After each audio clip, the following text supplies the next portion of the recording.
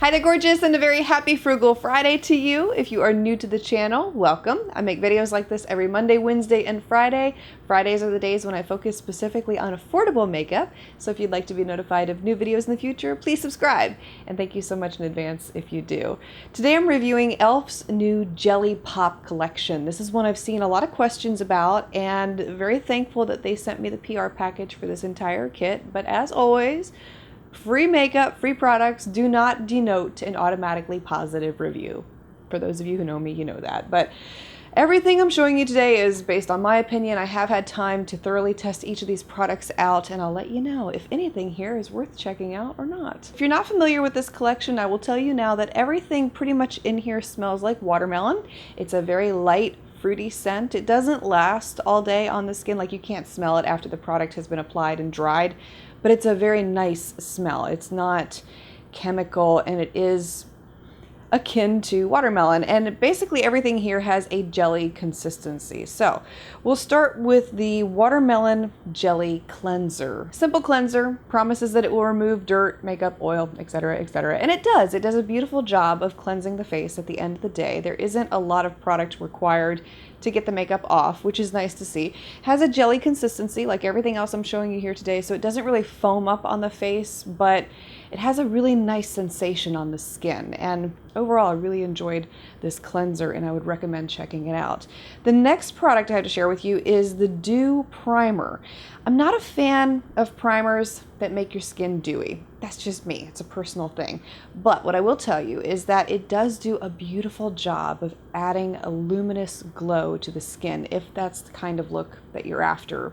Example, if you have dry skin and you like to have that extra subtle glow, you would really love this primer. It goes on rather slick feeling, but it dries pretty fast, and I'm wearing it today so you could see what it looks like on the skin, and you can see that even though I have a matte powder applied over the top, I still have a bit of a glow to my skin. It's not pregnancy, it's the Dew Primer, but it does add a nice finish to the skin. And even though I'm a real fan of matte skin, I did rather like the Dew Primer, so I would recommend checking it out. The other product they came out with for the skin for this collection is their Jelly Pop Water Gel Moisturizer. This comes out like a gel, turns into a liquid once you apply it onto your skin, and it blends in so easily. It dries very quickly on the skin. You don't have to wait around for it to set. And when you apply foundation, powder, etc. over the top of this moisturizer, it wears extremely well too. It's not one of those moisturizers that's going to cause your makeup to break down over the day, and it doesn't do weird stuff when you apply makeup over the top of it. And what I mean is that some moisturizers I've tried in the past tend to flake off or crumble when you apply makeup on top. This one does not do that, which is really nice to see. So again, a really great product to try. Now, I didn't go into too much depth on the primer, so I want to go back to that real quickly here. What they said about it is that it works like a glue to grip makeup to ensure that it stays put. And I would say that's absolutely true. I did feel like it really held on to the makeup when you applied it over the top of that primer. And it also has skin ingredients like hyaluronic acid and antioxidants. So you have some skincare benefits in addition to extending the wear time of your makeup with that primer. So I just wanted to mention that real quick because I had forgotten about that part. The next products I'll talk about here are their Flush Blushes. These are so cooling on the skin. They feel so nice on application, but I wouldn't describe them as being jelly. They more or less have a mousse consistency. And I will tell you, a little bit of these goes an extremely long way.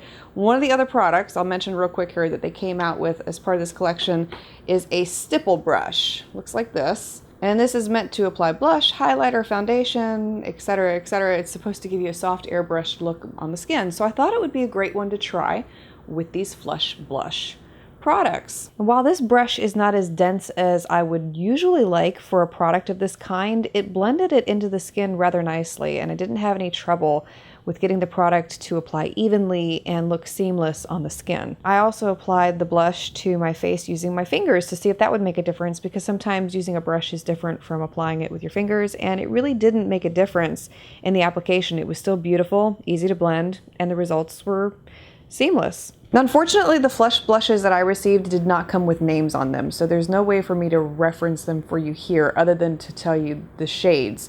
So the pink one was a lot harder to blend into my skin than the orange one, and the pink one had a different consistency to it too. And when you look at the swatches here, you can probably see what I'm talking about. The pink one has like these chunks in it that are very difficult to blend into the skin, and they sit there on the face. The orange one did not have these issues at all. Also, as part of this line, they came out with these face and eye glosses. And you were supposed to be able to apply these over the top of eyeshadow on your eyes, wear them by themselves, apply them to the high points of your cheeks, similarly to places on the face where you would traditionally apply highlighter. This wet makeup trend was something that I spotted back in early 2019, and I actually was working on a video earlier in the year where I was going to do a whole look based on this wet skin trend. And I purchased an eye gloss from Kevyn Aucoin. I think I purchased another one from YSL because I was thinking if I spend more on this kind of product, maybe I'll get better results. So tried them out. Hated them, absolutely hated them. Both of them made my eyeshadow crease horribly. They were sticky on the face, and I could not understand why this was a trend and how people liked using these products. So I ended up returning them. And when I saw that e.l.f. came out with their own version of the face and eye gloss, I had immediate flashbacks to my experiences with those products, but kept an open mind. I said, let me try these out. I applied the smallest amount on my eyes to test them out. And we're talking, I barely had any on my finger, just enough to get my eye wet. I also took a little bit of this and applied it to the high points of my cheeks. It's a beautiful gloss, don't get me wrong. One of them is a yellow-pink duochrome. It's absolutely beautiful. That's the one I used in the testing example I'm showing you here. The other one is more clear and not a lot to it. I wore this around my studio for, I don't even think it was 20 minutes, to be honest with you. And the check-in that I'm showing you here is what my face looked like after 20 minutes. The eyeshadow was creasing just as badly as the Kevyn Aucoin and the YSL one had, and I can't understand why someone would want to use this because it takes me back to the days before I discovered eyeshadow primer and my eyeshadow would crease horribly and it looked like I didn't have any clue what I was doing. So it's not a product that I personally like or will use in the future.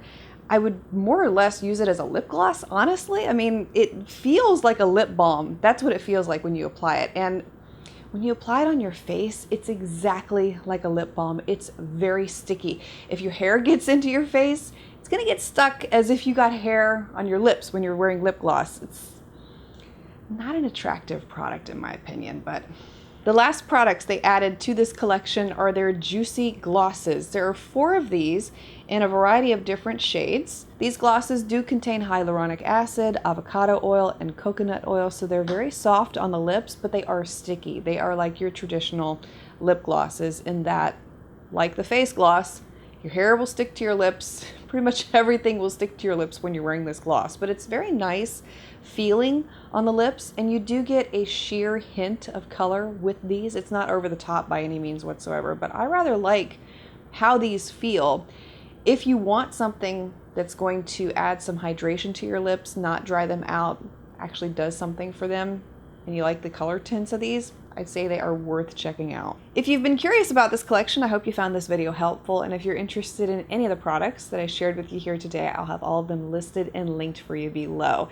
And if you've had the opportunity to test them out for yourself, feel free to share your experiences. Would love to hear your thoughts on this collection.